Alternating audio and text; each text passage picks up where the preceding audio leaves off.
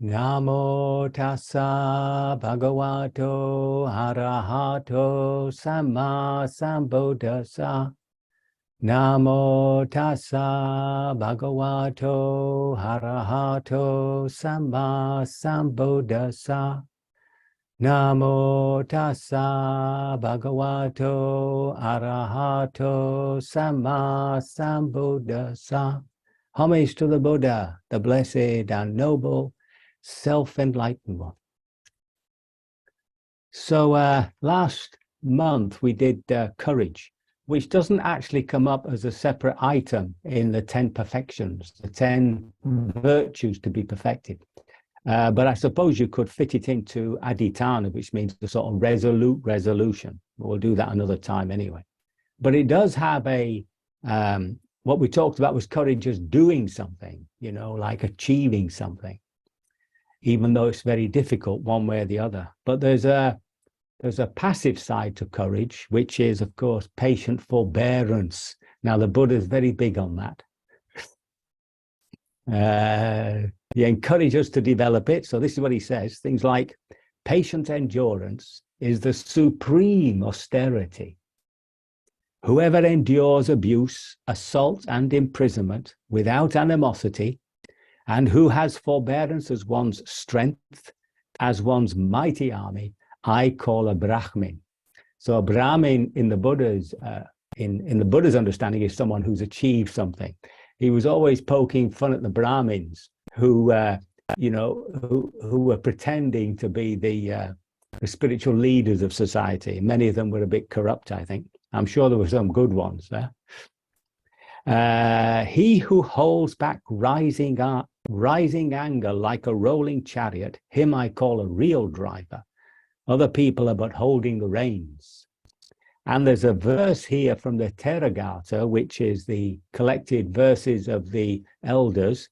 This is the senior monks, not the nuns. Forbearance is the highest virtue. Forbearance is the highest self-control. Forbearance is the highest happiness. So there's a lot going on for this virtue of forbearance. And we'll look at one or two areas, all those areas where we feel insulted, slandered, and all that sort of stuff. Then there's the hardships and adversities that come to us through life. Then we're, of course, cultivating patience with others. Then there's this inner bearing with reactivity, letting go of our inner reactions to things. And finally, patience with the spiritual path. And in so doing, we sort of build up this inner strength and resilience. You know, when everything falls apart, there's that ability to bounce back. So the first one, just in dealing with insults, criticism, slander. So it's important for us to face these things when they come up, instead of retaliating, becoming upset. See, you have to develop this patience and maintain equanimity, which is difficult, of course. I mean, often the best thing is to approach the person who's done this to you, you know, and have a little discussion with them. That's before you hit them. Now, there's an occasion here where the Buddha is actually, well, abused by somebody. So I shall read out this little bit. At one time, the Buddha was staying near Rajagaha in the bamboo grove, the squirrels' feeding ground. And the Brahmin Bharadvaja, the rude, heard a rumor that a Brahmin of the Bharadvaja clan had gone forth from the lay life to homelessness in the presence of the ascetic Gautama. So remember, that's his family name, Gautama. Angry and displeased, he went to the Buddha and abused and insulted him with rude and harsh words. And when he'd spoken, the Buddha said to him, "What do you think, Brahmin? Do friends and colleagues, relatives and family members and guests still come to visit you?" "Well, sometimes they do, Master Gautama." "And do you then serve them fresh and cooked foods and savories?" "Well, sometimes I do." "And if they don't accept it, Brahmin, who does it belong to?" "Well, in that case, it still belongs to me." "In the same way, Brahmin, when you abuse, harass, and attack us who do not abuse, harass, and attack, we don't accept it. It belongs to you. Brahmin, it still belongs to you. Someone who, when abused, harassed, and attacked, abuses, harasses, and attacks in return, is said to eat the food and have a reaction to it. But we neither eat your food, nor do we have a reaction to it. It still belongs to you, Brahmin. It still belongs to you. Now, the Brahmin mistakes the Buddha's assertive forthrightness for aggressive bluntness. And he says, the king and the retinue believe that Master Gautama is a perfected one, and yet he still gets angry. So one of the signs of somebody who's perfected, of course, that they don't get angry, or at least if they do show anger, they're only putting it on. Anyway, he says, the Buddha replies, for one free of anger, tamed, living in balance, freed by right understanding, one who is composed and at peace, where would anger come from? When you get angry at an angry person, you just make things worse for yourself. And when you don't get angry at an angry person, you win a battle hard to win. When you know that the other is angry, you act for the good of both yourself and the other. If you're mindful and stay calm, people unfamiliar with this teaching consider one who heals both oneself and the other to be a fool. Anyway, this seems to have convinced Bharadvaji, practically bowled over, because he then says, oh, excellent Master Gautama. And before you know it, he's taken refuge in the Buddha, to his teaching and to the order. And he wants to become a monk. So then he receives the going forth, the ordination in the Buddha's presence. And not long after the ordination, the Venerable Bharadvaja the rude, living alone, withdrawn, diligent, keen, and resolute, soon realized the supreme end of the spiritual path in this very life. He lived having achieved it with his own insight, the goal for which people rightly go forth from lay life into homelessness. And he understood rebirth is ended, the spiritual journey has been completed, what had to be done has been done. There is no return to any state of becoming. And the Venerable Bharadvaja became one of the perfected ones. So I don't know how you handle when you feel angry about what somebody's done or said about you. But if somebody sort of has been angry with me, I've learned to sort of just listen to what they say, rather than, even though there's a reaction here, I put my whole attention on actually what they're saying. And in so doing, I then reply to what they're saying, and sort of maintain at least an outward sign of non-anger, non-reactivity. And that normally allows them to cool down a bit. And then hopefully there's some discussion before anything gets worse. And that leads us, of course, to having patience with others, Also, we meet people who just get up our noses. And somehow we have to cultivate this acceptance, this patience with them, So, of course, responding with a certain understanding and compassion. Now, there was a case at Kanda-Bodha, which was where I stayed for quite some time. A schizophrenic came. At least he told us he'd been diagnosed as schizophrenic, and he'd obviously stopped taking the pills. And he was doing some very funny things, like, for instance, meditating in the nude, which in the East is a bit off. And sometimes showering, public showering, where you go to the open well and pour water over yourself. And he was doing some other silly things that were disturbing people. So the people there, I didn't know this was going on, because it was the place was sort of a little bit far away from my own hut, And so they went to the abbot and complained about him, you see, but the abbot did nothing. Eventually, in sort of a bit of desperation, they came to see me. And I said, I'll go up and see the Venerable Upali and see what he'll do, So I went up and expressed their annoyance. Well, the fact that they felt their practice was being heavily disturbed. And he didn't do anything. Now, I never knew whether it's because he didn't want to confront this man or whether it was a teaching of just bearing up with what is unpleasant, and it's usually the unpleasant which disappears. Usually it's the opposite. Somebody disturbs you and we tend to move away. But actually, if you just hang on in there, they usually give up and disappear. So this was a big teaching for me. The second one, of course, the other one is endurance in adversity. You know, when things fall apart, when you have an illness or something like that, or you lose a close friend or a family member, or somebody at work leaves whom you had a good relationship with. All those things, just the ordinary adversities of life that just come our way, you know, just being able to accept them. You know, this is the way it is. That's the big phrase, isn't it? Just to accept it.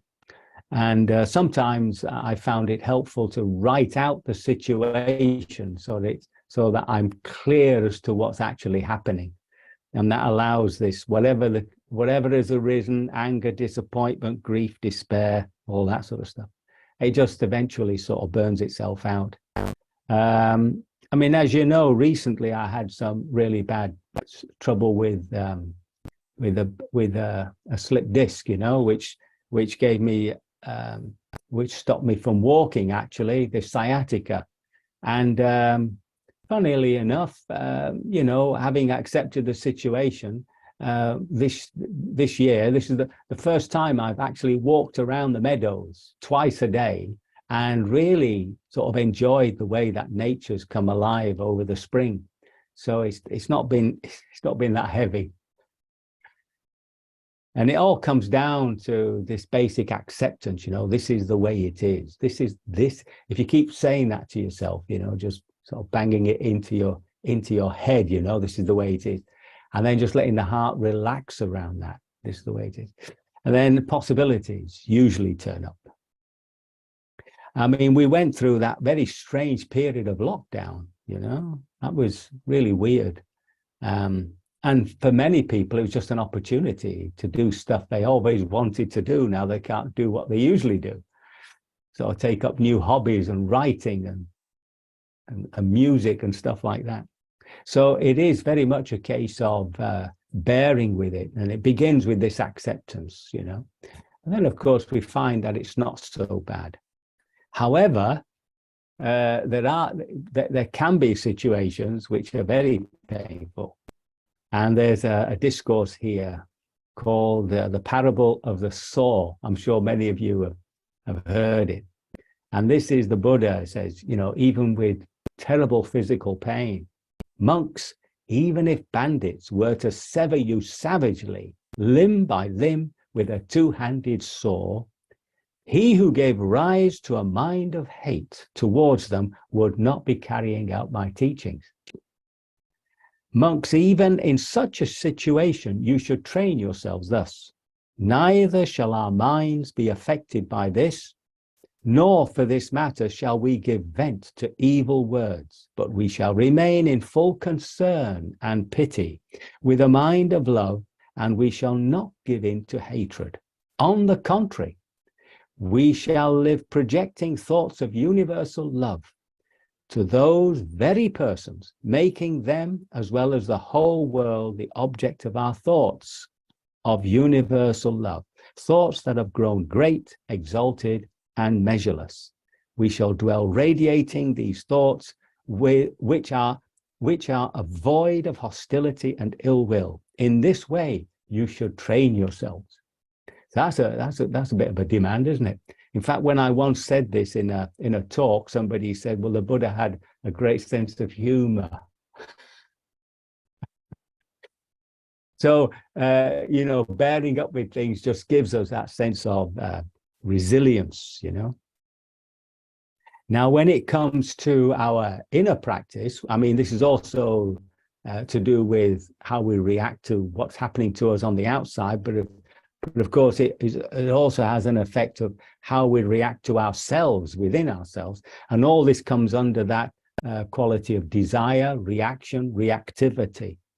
And here again, there's there's an importance to be able to bear with ourselves, you know, to bear with our own thoughts and emotions, sensations and stuff like that, just so that we can develop a clarity of mind. I was here reminded of Brian Keenan. Some of you will remember this. So he was captured by Shiite militiamen. I thought I had the date, but it goes back a bit. 1990, that's when he wrote the book. And luckily, he had another person, John McCarthy, who shared the cell with him. And for 4 years, they lived in this really horrible imprisonment state. If you read the book, Evil Cradling, it really is a shocker. And he came out of it, from all intents and purposes, really strengthened. And I remember when I read the book, there's a point there where he has an insight into thought, which I thought was a spiritual insight, actually. But unfortunately, there was another man there who was an American who really was broken by it. It's a sad story. So some people just, I mean, now we've got this business in, Ukraine and Russia. So there are people having to go through this sort of stuff. So the final thing is, of course, patience with our spiritual progress. So you have to be careful here, because lots of people say to me, well, I don't feel I'm progressing, see? And that means normally that we've got some idea as to where we ought to be, what we ought to have achieved by now, some idea of what the insight practices are, some idea about Nibbana, you see. So this can be very debilitating. And I always think it's best just to put that to the side, because the spiritual practice, so long as you're making that effort, that sort of gentle effort to just keep mindful, keep working with it, it's bound to move. The Buddha talks of it like the growth of a tree, from a very seed, and how long it takes for that tree to finally fruit. So it is a case of really having patience with that, but also not getting into it at all, really. It just happens naturally. And I think that it's much more wise in a way just to work with our negative mental states, because as they begin to lose their power over us, there's a greater clarity anyway. It's just part of the practice. In fact, somebody complains to him about how hard the practice is, you see, and the Buddha says, well, he said, in the end, you achieve Nibbana. And the questioner says, yeah, Nibbana, so what? And he says, when you get there, you are happy and with it contented. Tutti sukho ahati, tutti frutti. So we have to be careful about that, not wanting to have some idea as to what spiritual insights or what Nibbana is, and just have that sort of confidence that we're moving that way. So we've been looking at this patient forbearance, which the Buddha sort of really highlights as an important practice. How to work with people who slander us or abuse us or say nasty things to us. Have to work with hardships and adversity when it comes our way, cultivating patience towards others, and then reactivity either towards others, but spiritually in the practice, this reactivity that we have within ourselves, driven by desire, wanting something, not wanting something, always trying to make the world comfortable.